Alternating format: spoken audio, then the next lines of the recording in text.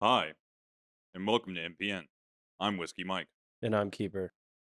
This evening, we shall discuss the happenings of the past week, such as Hurricane Melissa devastating Jamaica, recent discoveries in the Louvre Heist, Nigeria's response to claims of religious slaughters, U.S. Navy movements near Venezuela, the Indian Space Agency, crypto exchange CEO found dead in his cell, and a defense pact signs between Canada and the Philippines. Hurricane Melissa wreaked havoc upon Jamaica this past week. Recorded as a Cat 5 hurricane, it had wind speeds reaching 185 miles per hour when it first made landfall on Jamaica. Jamaica wasn't the only one ravaged by the storm. Cuba, Haiti, and the Dominican Republic were also recipients of this disaster. By the time it reached Cuba, it had severely diminished. However, Melissa was still able to cause damage to houses and roads. As of November 2nd, Britain has paid £7.5 million towards the emergency humanitarian funding. Parts of the funding is expected to go towards supplies like shelter kits and solar powered lanterns. This is being done in an effort to help the people who have been displaced or completely lost their homes due to the storm.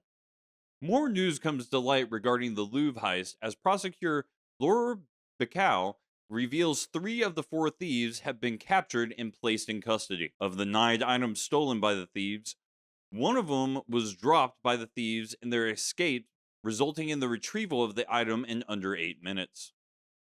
The item in question was Empress Eugenia's tiara, valued at over £76 million. Prosecutor Bacall had this to say about the criminals and their heist. This is not quite everyday delinquency, but it is a type of delinquency that we do not generally associate with the upper echelons of organized crime. The Interior Minister of France spoke on his optimism regarding the investigation, but did not have the same opinion for an expeditious recovery of the stolen items. President Trump threatens Nigeria with military action due to the slaughter of Christians within its borders. In response, Nigerian presidential advisor Daniel Bwala stated, "We welcome U.S. assistance as long as it recognizes our territorial integrity." Despite President Trump's negative comments on the country, Mr. Bwala tried to downplay the two countries' tensions. The Nigerian president, President Tinubu, spoke against the claims against Nigeria for religious intolerance. He stated, "The characterization of Nigeria as religiously intolerant does not reflect our national reality, nor does it take into consideration the consistent and sincere efforts of the government to safeguard freedom of religion and beliefs for all Nigerians." In Nigeria, most victims are located in the north. This region, though consisting of Christians, is mainly filled with Muslims. Boko Haram is the main aggressor in the aforementioned attacks. Another group also operating in the region goes by the name ISWAP, or Islamic State West African Province. They are an offshoot of the Boko Haram group. Due to these attacks, Nigeria has joined the list of countries that are suspected for violation of religious freedom. Some other countries in this list include Russia, China, Pakistan, Iran, and Saudi Arabia. The U.S. Navy has been spotted moving ships closer to Venezuela. A former U.S. colonel spoke on how this might be an intimidation tactic being used against the Venezuelan ruler Nicolas Maduro. This movement comes after the U.S. Navy presence in the Caribbean and East Pacific has been increasing. On the 30th of October, United States Southern Command posted on X about marine live fire drills in the Caribbean off of the flight deck of the USS Iwo Jima.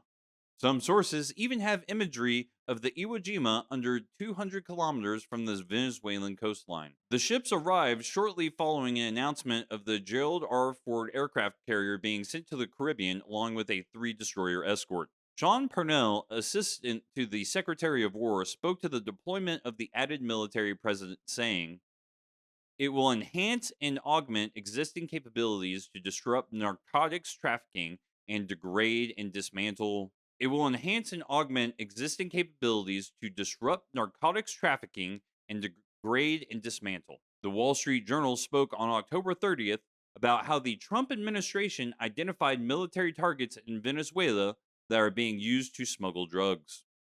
The B 1s and B 52s have also been tracked over the Caribbean Sea recently.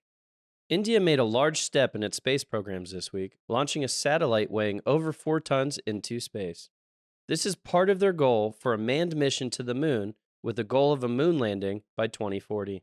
The satellite known as the CMS-03 is a communication satellite is intended to secure communication links between ships, aircraft, and submarines. The CMS-03 was launched from a site located in Sriharikota in the southern state of Andhra Pradesh by the LVM-3-M5. The first dedicated manned mission from India is scheduled to be in 2027. In San Francisco, a Waymo driverless car hit a neighborhood cat known as Kit Kat. The cat earned its moniker from the box of Kit Kats that it slept in. Mike Zayden, owner of Randa's Market, in which Kit Kat was the mascot, spoke on how the loss of this furry companion has been felt by the community. One resident, Margarita Laura, stated, "While I've been making space for people to keep bringing offerings, I've just gotten stories about how it was their cat." She spoke on a specific instance where the two different kids of different ages said they grew up with this cat and they cried. One of them brought her big brother. A Waymo spokesperson spoke on how the company would be making a donation to the local animal rights organization in honor of Kit Kat. The CEO of Waymo later spoke on how their robo-taxis are safer than human drivers. When questioned about potential fatalities, she spoke on how fatalities weren't a question of if, but when.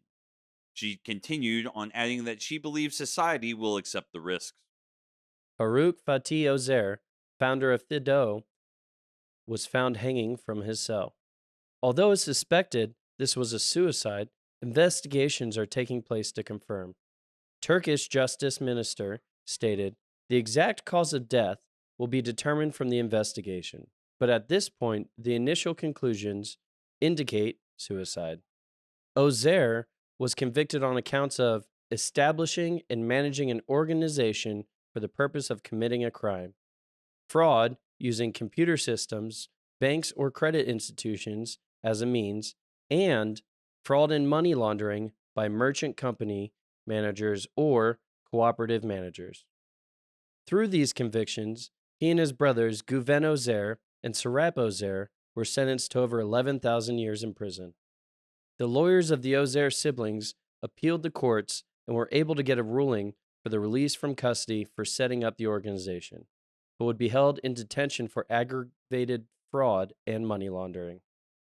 Canada and the Philippines signed a defense agreement November 2nd to combat China's actions in the South China Sea.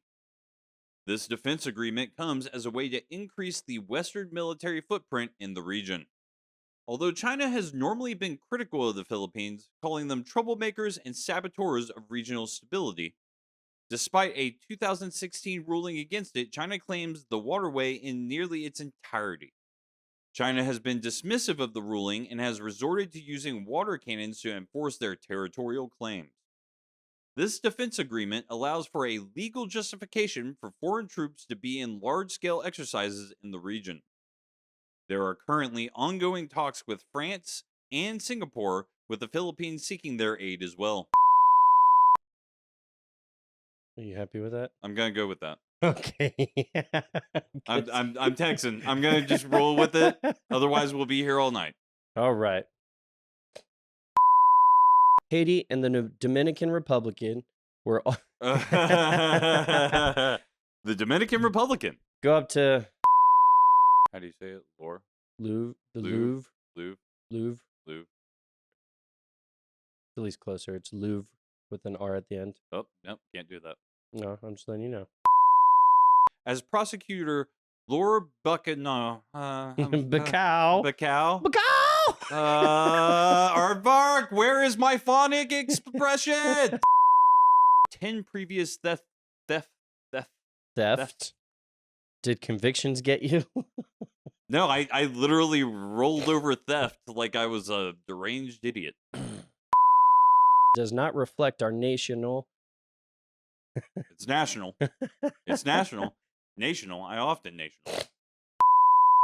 I don't know what's wrong with me. Some sources even have Yep. imagery. Yeah, no. It's just you. No, it's me. It's me. I'm returned. Where was the phonetic anything? Where was the phonetic anything? Oh! I hope I said half of that right. I mean, here's hoping. I hate that sentence. What happened? I hate that whole sentence. What happened? Hey, no. You're good. You're good. I was about to carry on. Just let it roll. We'll take a sip. Oh, we'll take a breather here. Oh my goodness, Aardvark, what were you doing? You're gonna keep pointing. I'm not gonna include this. That's fine. I don't care. It makes me feel better. Finlaw the end. Finlod the end. We did it. Okay.